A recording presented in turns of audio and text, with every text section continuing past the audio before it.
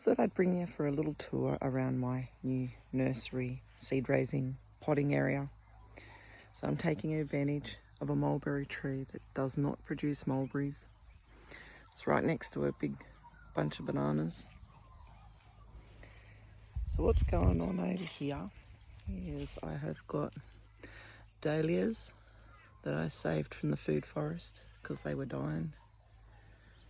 In the big pots I have got ginger, then we've got some, climb over here so you can see better. So these are some chili seedlings, and that's called Self Heal, and a new dahlia that I got this year, more ginger. So these are, as you can see, these are the bases of old animal cages. Put the cages over top if I need to protect my seedlings from the chooks, because no, they don't stay in the pen. So we just got a few bits and pieces happening in here. Little mulberry seedling, and some donkey's ears, and some jade. In here I'm trying to grow some lychees, and in here are some avocado seeds. These are my citrus and stone fruit waiting to go out in autumn. So we got another dahlia. These are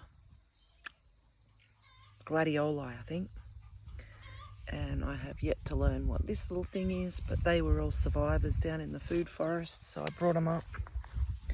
Some nasturtiums, a cactus, spring onions. Nasturtiums have come up in with the gladioli. I think there's daylilies in that pot, but I'm not sure. Another mulberry volunteer. And we come round and I've got some moringa cuttings ready to pot up, which I should do soon because I've just noticed they're starting to shoot. They were gifted to me by a lovely lady. So then we've got spring onions. That is a yacon. And then we got a chili and a pomegranate, snapsican, ginger, moringa. These are my new seed raising trays. I'll plant them up tomorrow.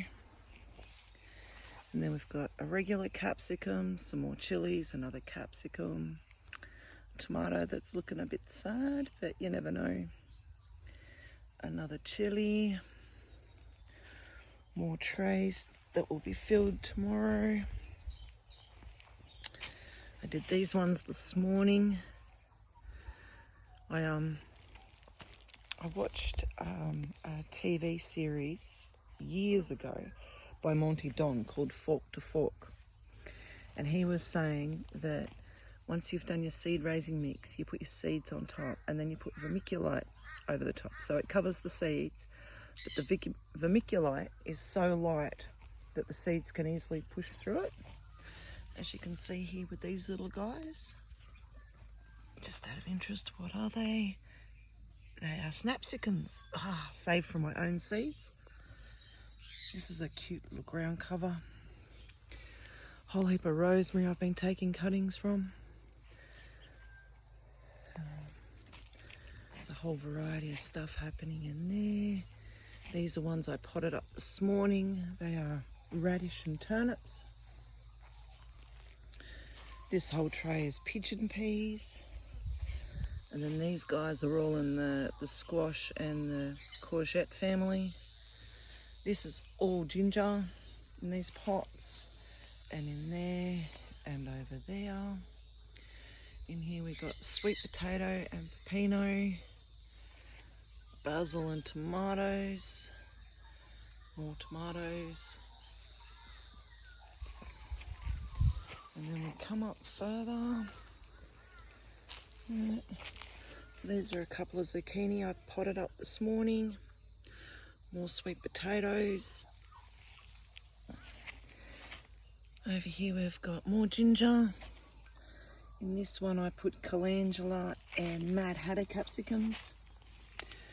Snow peas that I got to pot up because they're squashing me. Pear tomatoes. Pigeon peas. These guys are now somewhere. I should have put a tag that had a date on it, and I bet you I didn't, but I should have, and of course I didn't. But they're about 3 weeks old. Oh wait, they're planted at the same time as this. So 16th of the 1st. No, they're a bit older than that. But anyway, so these are more tomatoes, little yellow pear tomatoes and Mad Hatter capsicums. And all they're starting to come up. I love them. I want to try stuffing them like I do the snapsicums. These are spring onion ends that my daughter brings home from work. And I just pot them up. And what survives, survives. So it's free food. In here is turmeric. Found a volunteer tomato, so I potted it up. Chocolate mint. This is pineapple sage. Oh, smells divine. Up in here I've got trees waiting for autumn. So the little spiky buggers are finger limes. And then these guys are black sapote and something else that I can't remember. I killed, oh no, Davison plums are still alive. I thought I'd killed them, but there's some green leaves. And then there's sweet potato. So the one sweet potato that's got the rounded leaf, these are orange. These ones that have got the 3 spikes on them, prongs on the leaves, they are, they're a white sweet potato, but when you cut them, they've got like streaks of purple through them. They're interesting. Not a huge fan, but these are not all ready for my garden. Some of these are, all of this stuff is happening for 3 projects that I've got happening this year, as well as the garden. So this is all my ginger as well. And these are old-fashioned milk crates that have solid sides. And oh my God, check this out. Okay, so when I say, whoops, I won't turn the phone. When I save the seeds to my spring onions, I didn't separate out the husk. When I planted it, I thought I was throwing in a lot of husk with not much seed. But as you can see, there was a little bit of seed in there. Okay, so up in the bathtub, I have got more ginger. Trying to keep my year's worth of supply of ginger, because face it, it is just damn expensive in the shops.